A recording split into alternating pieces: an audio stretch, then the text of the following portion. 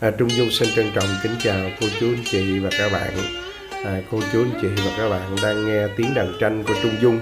Hôm nay Trung Dung làm clip này đọc tấu đàn tranh, và Trung Dung sẽ hát tặng khán giả kênh Trung Dung một câu vọng cổ câu 4. Bài hát này Trung Dung sưu tầm. Xin cảm ơn tác giả đã cho ra đời câu vọng cổ này rất là ý nghĩa. Sau đó thì Trung Dung sẽ đàn đọc tấu 3 câu vọng cổ cho quý vị xem nghe. Câu 1, câu 2, câu 6 chia kép, rồi mời quý vị thưởng thức tiếng đàn và giọng ca của Trung Dung. Xin cảm ơn.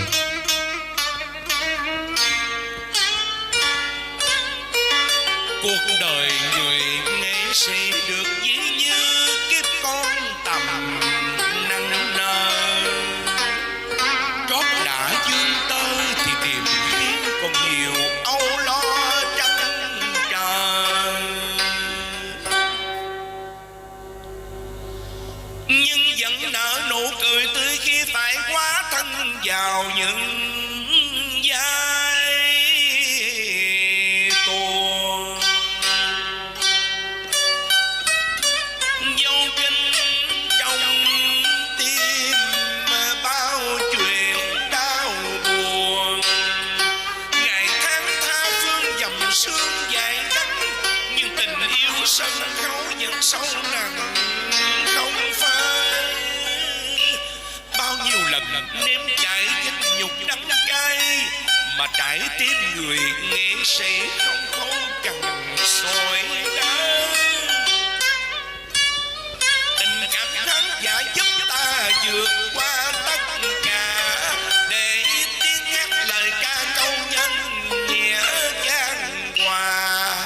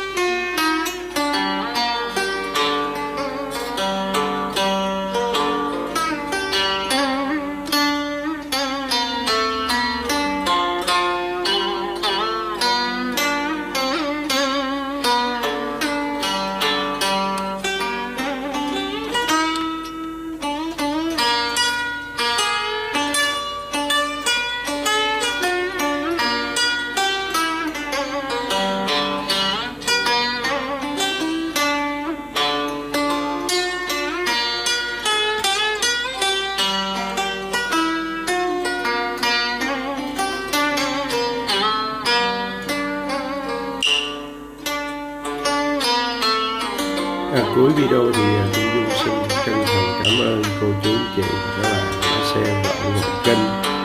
Trước khi dứt lời, Trung Dung xin chúc cô chú anh chị và các bạn được tràn đầy sức khỏe và luôn thành công trong cuộc sống. Trung Dung xin trân trọng kính chào và hẹn video sau. Xin trân trọng cảm ơn và kính chào.